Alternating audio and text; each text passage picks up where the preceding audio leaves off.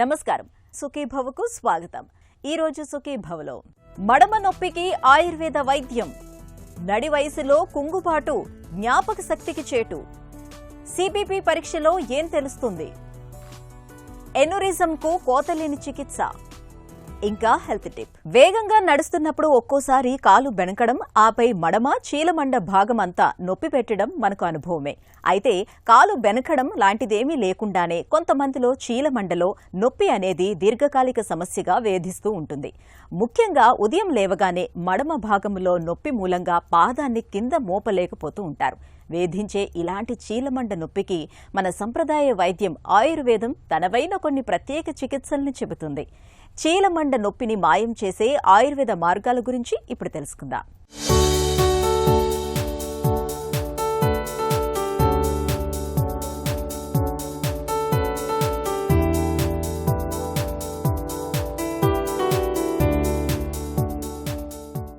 మన శరీరంలోని పెద్ద ఎముకల్లో మడమలోని ఎముక కూడా ఒకటి.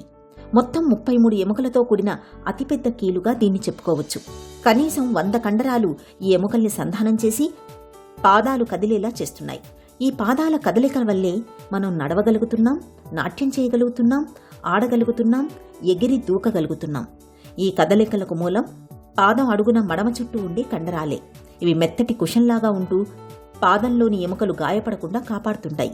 ఈ కండరాలు గాయపడితే మన కదలికలు కష్టంగా మారతాయి. ఇలాంటప్పుడు పాదం వెనుక భాగంలోనూ మడమ భాగంలోనూ విపరీతమైన నొప్పి కలుగుతూ ఉంటుంది. ఒక్కోసారి మడమ భాగంలో మడమ ఎముక అడుగున ఒక చిన్న ఎముక లాంటిది పెరిగి అది మడమ ఎముకకు దాని అడుగున ఉండే కండరానికి మధ్య అవరోధంగా మారుతుంది. దాంతో అటు మడమ ఎముక ఇటు మడమ కండరం రెండూ గాయపడతాయి. శక్తికి మించి బరువులు ఎత్తడం, ఎముకల్లో అరుగుదల మూలంగా కూడా మడమ భాగంలోని కండరాలు చిరిగిపోతుంటాయి. ఇలాంటప్పుడు మడమ నొప్పి అనేది సమస్యగా మారుతుంటుంది. మడిమ శూలను కనుక విశ్లేషించినట్టయితే ఆయుర్వేద పరంగా గుల్ఫ సంధిశూల లేదా గుల్ఫ సంధిశోధ అనేటువంటి పరిభాష లోపల వీటి గురించి విపులీకరించడం జరిగింది. ఆధునికంగా చూసినట్టయితే యాంకిల్ పెయిన్ కానీ లేదా యాంకిల్లో ఉండేటువంటి వివిధ రకాలైనటువంటి పెథలాజికల్ కండిషన్స్కు అన్నింటినీ కలిపి టాలాల్జియా అంటారు.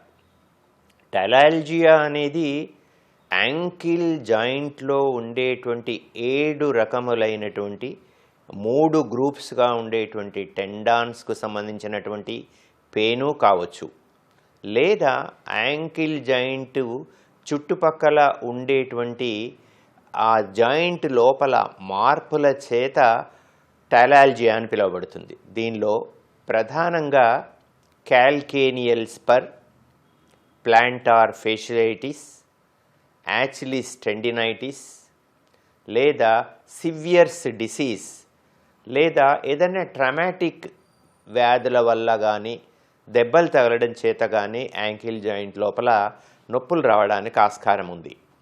దీనిలో మోర్ దెన్ 50% దాదాపుగా క్యాల్కేనియల్ స్పర్ అంటే యాంకిల్ జాయింట్ కింద ఉండే పెద్ద ఎముక మీద కాల్షియం డిపాజిట్స్ పేరుకుపోయి అనాటామికల్ చేంజెస్ కలిగించి అది యాంకిల్ పెయిన్కు 50% పైగా రావడానికి ప్రధాన భూమిక అయింది. రెండవది దాదాపు 20-25% ప్లాంటార్ ఫేషియైటిస్ అని కాలు మడిమ భాగంలో ఉండేటువంటి ఫేషియా భాగం లోపల వచ్చేటువంటి ఇన్ఫ్లమేషన్ కానీ వాపు చేత ఇది రావడానికి ఆస్కారం ఉంది. మూడవ కారణము యాక్చువల్గా యాచిలిస్ టెండినైటిస్ అని ఒక ప్రత్యేకమైనటువంటి మడిమ వెనుక భాగంలో ఉండేటువంటి ఒక టెండాన్ లోపల వచ్చే ఇన్ఫ్లమేషన్ చేత ఈ నొప్పి రావడానికి ఆస్కారం ఉంది.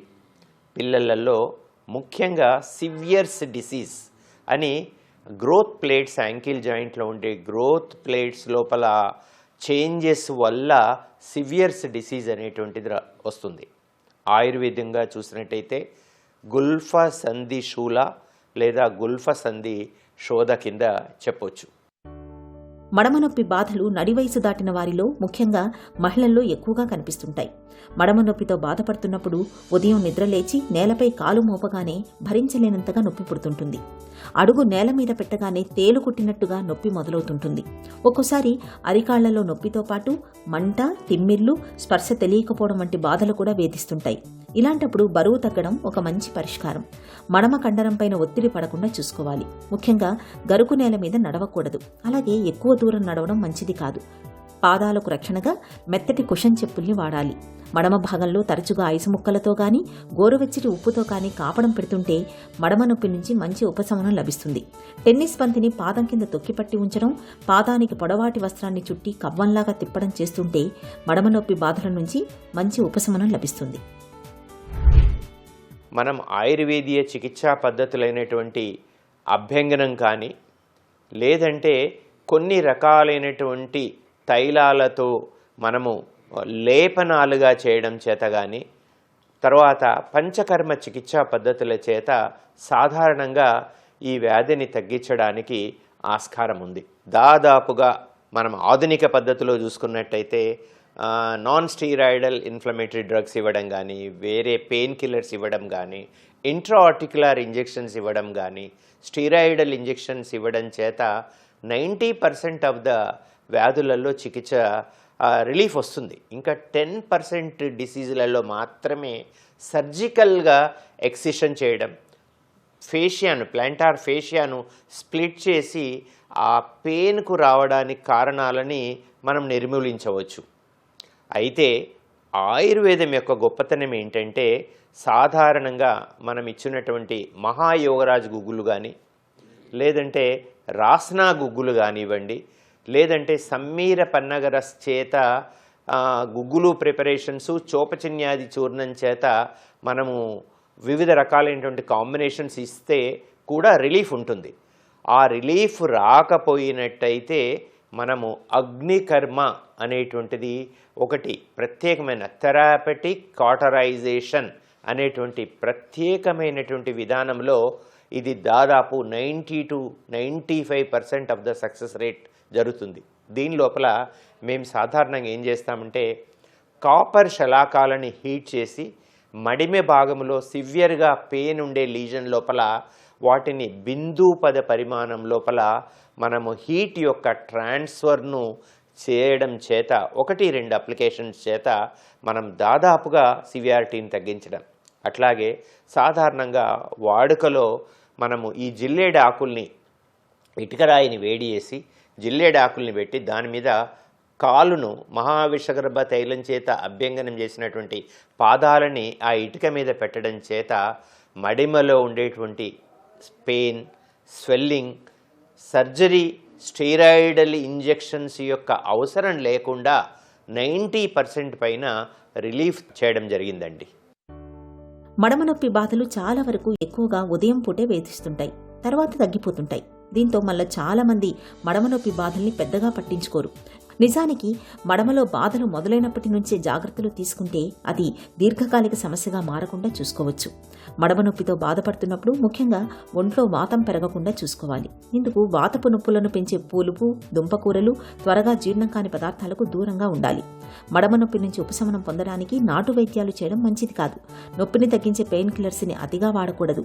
మడమ నొప్పి బాధలు తీవ్రంగా ఉన్నప్పుడు పాదాలను వేడి నీళ్లలో ముంచి అరికాళ్లను నెమ్మదిగా కదుపుతూ ఉండాలి. ఇలా చేయటం వల్ల నొప్పి నుంచి తక్షణ ఉపశమనం లభిస్తుంది. ఆయుర్వేద పరంగా గగనాదివటి అనే ఔషధం మడమ నొప్పి బాధలకు బాగా పనిచేస్తుంది. మడమ నొప్పి బాధలు ఎంతకీ తగ్గకుండా వేధిస్తున్నప్పుడు, దీర్ఘకాలిక సమస్యగా మారినప్పుడు మాత్రం తప్పకుండా సర్జరీకి వెళ్ళాలి. హెల్త్ న్యూస్ మీకోసం.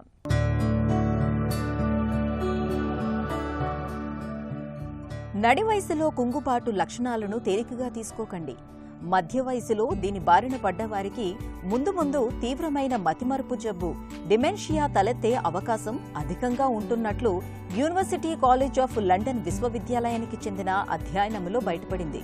సుమారు 6,000 మందిని ఎంచుకుని వారు 40లో ఉన్నప్పటి నుంచి 2 దశాబ్దాలకు పైగా పరిశోధకులు పరిశీలించారు. ఇందులో మొత్తంగా కుంగుబాటు కన్నా ఏ లక్షణాలతో కుంగుబాటు ముప్పు ఎక్కువగా ఉంటుందో గుర్తించడానికి ప్రాధాన్యమివ్వటం గమనార్హం. మొత్తం 30 వేర్వేరు కుంగుబాటు లక్షణాల్లో 6తో కుంగుబాటు ముప్పు ఎక్కువగా ఉంటున్నట్లు పరిశోధకులు గమనించారు. తమ మీద తాము నమ్మకం, విశ్వాసం కోల్పోవటం, సమస్యలను ఎదుర్కోలేకపోవటం, ఏకాగ్రత చూపటంలో ఇబ్బంది పడటం, ఇతరుల పట్ల దయ, సానుభూతి చూపలేకపోవటం, ఎల్లప్పుడూ నిరాశ, దిగులుతో బాధపడటం, అనుకున్నట్లుగా పనులు పూర్తయినా సంతృప్తి చెందకపోవటం, ఆత్మవిశ్వాసం తగ్గటం ఇవన్నీ డెమెన్షియా ముప్పును పెంచుతున్నట్లు తేలింది. ఒక్కో దానితో 50% ముప్పు పెరుగుతున్నట్లు బయటపడింది. జన్యువులు, పొగ, మద్యం తాగటం వంటి జీవనశైలి అంశాలు, మధుమేహం, అధిక కొలెస్ట్రాల్ వంటి జబ్బులతో సంబంధం లేకుండా ఈ లక్షణాలన్నీ డెమెన్షియా ముప్పును పెంచుతూ ఉండటం గమనార్హం. కుంగుబాటుతో బాధపడే వారిలో ఎవరికి డెమెన్షియా ముప్పు ఎక్కువగా ఉంటుందో తెలుసుకోవటానికి ఈ అధ్యయనం తోడ్పడగలదని పరిశోధకులు భావిస్తున్నారు. రక్తం మనకు ప్రాణాధారం. మన ఒంట్లోని కణకణానికి ప్రాణవాయువును, పోషకాలను అందించే జీవ పదార్థం. అంతేకాదు, మన దేహంలో అనారోగ్యాన్ని తెచ్చిపెట్టే కారకాలను కూడా ఇట్టే పట్టిస్తుంది. అందుకే రక్త పరీక్షకు అంత ప్రాధాన్యం. అనారోగ్యంతో ఆసుపత్రికి వెళ్లినప్పుడు డాక్టర్లు మనకు ఖచ్చితంగా సిబిపి అంటే కంప్లీట్ బ్లడ్ పిక్చర్ పరీక్షను చేయించుకురమ్మని చెబుతూ ఉంటారు. సిబిపి చేయటం వల్ల మన ఒంట్లోని రక్తం తాలూకు పూర్తి వివరాలు తెలుస్తాయి. దీంతో డాక్టర్లు మన అనారోగ్యాన్ని తేలికగా అంచనా వేయగలుగుతారు. రక్త పరీక్షలో వచ్చిన ఫలితాలు ఏం సూచిస్తాయో, వాటిని ఎలా అర్థం చేసుకోవాలో ఇప్పుడు తెలుసుకుందాం.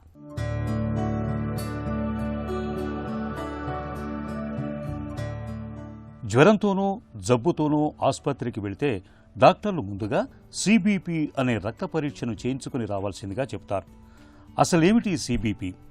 కంప్లీట్ బ్లడ్ పిక్చర్కి వాడుక పేరే సిబిపి. ఈ పరీక్షలో మన నుంచి రక్తం సేకరించిన తర్వాత అందులోని వివిధ రకాల కణాలు, ప్లేట్లెట్లు, ప్లాస్మా తదితర రసాయనాల స్థాయిలను లెక్కిస్తారు. వీటిలోని హెచ్చుతగ్గులను బట్టి డాక్టర్లు సులువుగా వ్యాధి నిర్ధారణ చేసుకొని ఆపై చికిత్స మొదలు పెడుతూ ఉంటారు. మరి రక్త పరీక్షలో ఫలితాల్ని ఎలా అర్థం చేసుకోవాలి? ఉదాహరణకు రక్తంలో టీపీ అంటే టోటల్ ప్రోటీన్ పెరిగితే ఒంట్లో ద్రవ నష్టం జరిగినట్లు, వాపు ఉన్నట్లు అర్థం చేసుకోవాలి. ఒకవేళ టీపీ తక్కువగా ఉంటే రక్తస్రావం, కాలేయం, కిడ్నీలు, జీర్ణకోశంలో ఎక్కడో ఏదో సమస్య తలెత్తినట్లే. అలాగే కొన్నిసార్లు కంజెస్టివ్ ఫెయిల్యూర్ తరహా గుండె జబ్బులో కూడా టోటల్ ప్రోటీన్ ఎక్కువగా ఉండే అవకాశం ఉంటుంది. ఇక ఆల్బుమిన్ పెరిగినా తగ్గినా కూడా పైన చెప్పుకున్న సమస్యలే కారణంగా ఉంటాయి.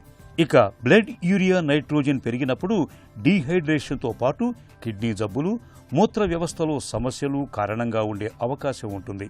అలాగే ప్రోటీన్ ఫుడ్ ఎక్కువగా తీసుకుంటున్నప్పుడు కూడా రక్తంలో బ్లడ్ యూరియా నైట్రోజన్ ఎక్కువగా కనిపిస్తూ ఉంటుంది. ఇక బ్లడ్ యూరియా తక్కువగా ఉండటం అనేది కాలేయ జబ్బుల్ని, ఆహారంలో ప్రోటీన్ లోపాన్ని సూచిస్తుంది. ఇక రక్తంలో గ్లోబులిన్ పెరిగితే ఒంట్లో ఇన్ఫెక్షన్, వాపు ఉన్నట్లు అర్థం చేసుకోవాలి. గ్లోబులిన్ తక్కువగా ఉండటం అనేది ఒంట్లో రక్తస్రావాన్ని, ఇమ్యూనిటీ తక్కువగా ఉండటాన్ని సూచిస్తుంది. రక్తంలో క్రియాటినైన్ పరిమితికి మించి ఉండటం అనేది కిడ్నీ జబ్బుకు, కండరాల క్షీణతకు ఒక ప్రధానమైన సూచిక. రక్తంలో గ్లూకోజ్ ఎక్కువైతే మధుమేహం, తక్కువగా ఉంటే పోషకాహార లోపాలు, సెప్సిస్, నాడీ సంబంధ వ్యాధులకు సూచికగా అర్థం చేసుకోవాలి. కొలెస్ట్రాల్ శాతం ఎక్కువగా ఉంటే డయాబెటీస్, హైపోథైరాయిడిజం, ప్యాంక్రియాటైటిస్, కిడ్నీ జబ్బులకు సూచికగా చెప్పుకోవచ్చు. అలాగే కొలెస్ట్రాల్ తక్కువగా ఉండటం అనేది పేగుల వ్యాధులు, కాలేయం పనితీరు మందగించటానికి సూచనగా చెప్పుకోవచ్చు. మన శరీరంలో నిశ్శబ్దంగా ప్రవహించే రక్తనాళాలు ఎక్కడైనా బలహీనపడితే ఆ భాగం బెలూన్లాగా ఉబ్బుతుంది. దీన్నే ఎన్యూరిజం అని పిలుస్తారు. బయటకు ఎలాంటి లక్షణాలు కనిపించని ఎన్యూరిజంకు సకాలంలో చికిత్స చేయకపోతే రక్తనాళాలు పగిలిపోయే ప్రమాదం ఉంటుంది. ప్రాణాల మీదకు తీసుకువచ్చే ఎన్యూరిజంకు నిన్న మొన్నటిదాకా ఓపెన్ సర్జరీ చేయటం ఒక్కటే పరిష్కారంగా ఉండేది. అయితే ఎండోవాస్కులర్ ఎన్యూరిజం రిపేర్ అందుబాటులోకి వచ్చాక కోత పెట్టకుండానే రక్తనాళాన్ని బాగు చేయగలుగుతున్నారు. పూర్తి వివరాల్ని డాక్టర్ని అడిగి ఇప్పుడు తెలుసుకుందాం.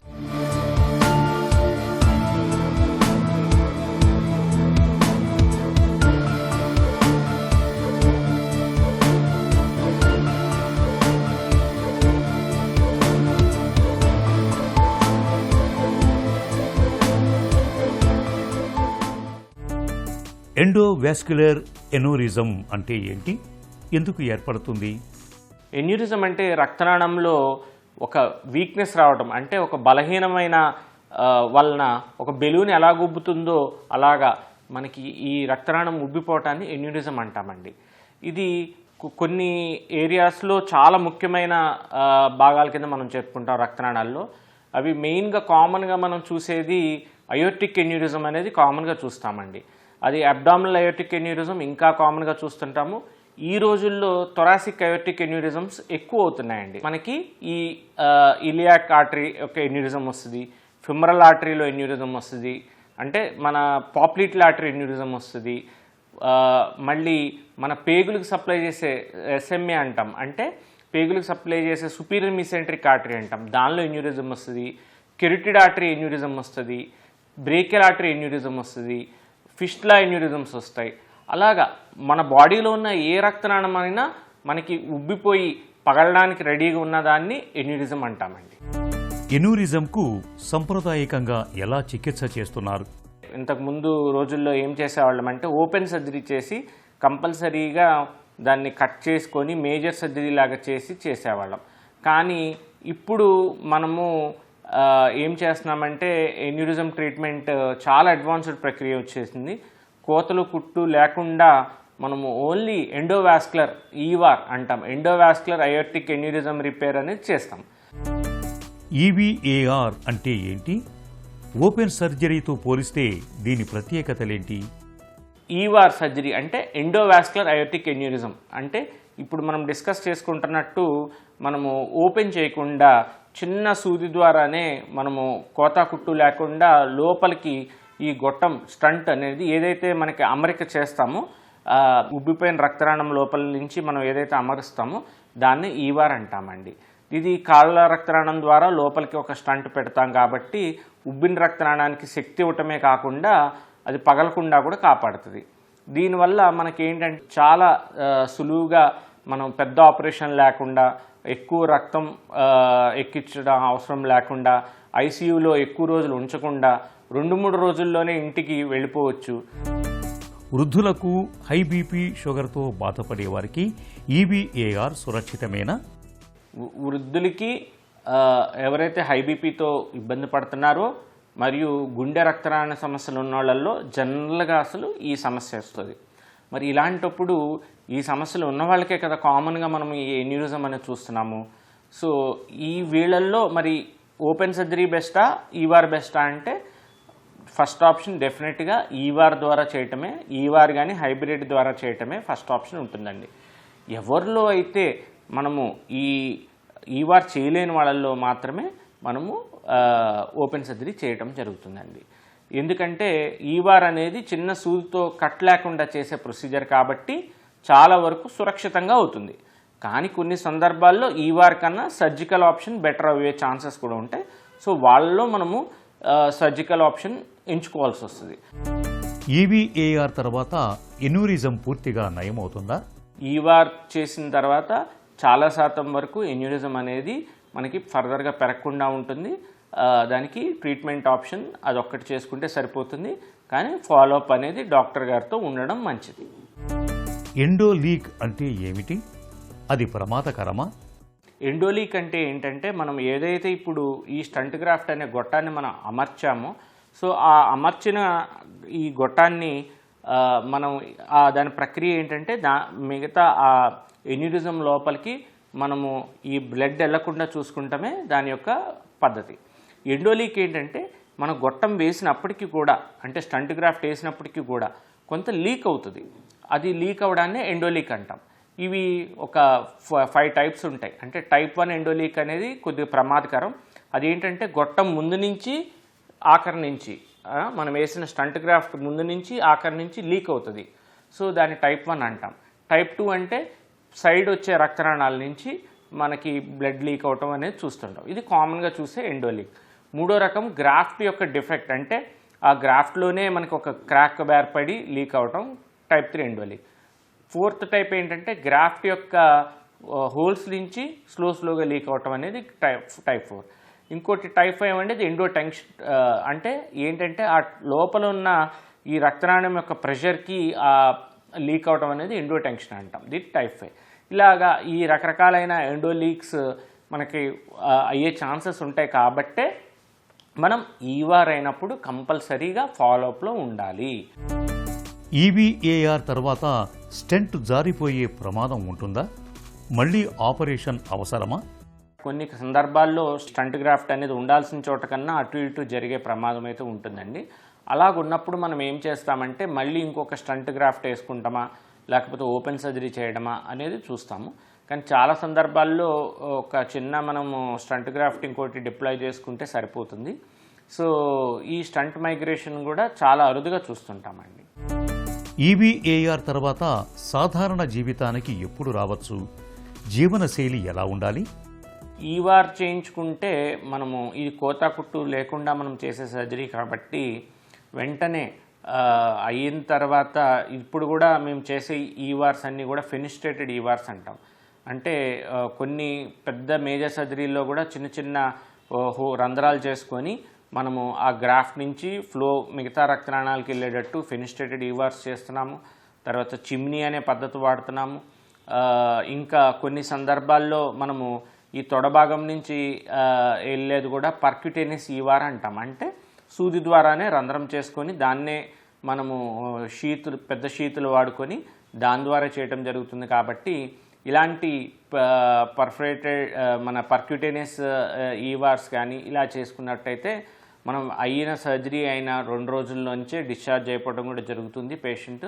తర్వాత నుంచి కూడా వెంటనే నడవటము, అన్ని పనులు నార్మల్గా చేసుకుంటాము, వాళ్ళ వర్క్స్ కూడా వెళ్ళిపోవటం అన్నీ చేసుకోవచ్చు. ఇంత మేజర్ సర్జరీ ఒక్క 2 డేస్లోనే రికవరీ, అంటే డౌన్ టైం లేకుండా వాళ్ళు చక్కగా రికవరీ అయిపోయి హ్యాపీగా వాళ్ళ పనులు అవన్నీ కూడా చేసుకోవచ్చండి. ఎనోరిజం అంటే రక్తనాళాల్లో పైకి కనిపించిన ఒక పెద్ద ప్రమాదం. కానీ సరైన సమయంలో గుర్తిస్తే కోత పెట్టకుండానే ఎండోవాస్కులర్ రిపేర్ పద్ధతిలో బెలూన్లా ఊపిన రక్తనాళాల్ని చక్కగా బాగు చేయొచ్చు. ఇక ఈ రోజు కార్యక్రమాన్ని ముగించే ముందు ఒక చిన్న చిట్కా మీకోసం. టైఫాయిడ్ జ్వరంతో బాధపడుతున్నప్పుడు ఒక కప్పు నీటిలో 4-5 తులసి ఆకుల్ని వేసి బాగా మరిగించండి. చల్లారాక ఆ నీటిని తరచుగా తాగుతూ ఉండండి. తులసి ఆకుల్లో యాంటీబయోటిక్, యాంటీ మైక్రోబియల్ గుణాలు సమృద్ధిగా ఉంటాయి. ఇవి టైఫాయిడ్ జ్వరాన్ని తగ్గించడంలో బాగా తోడ్పడతాయి.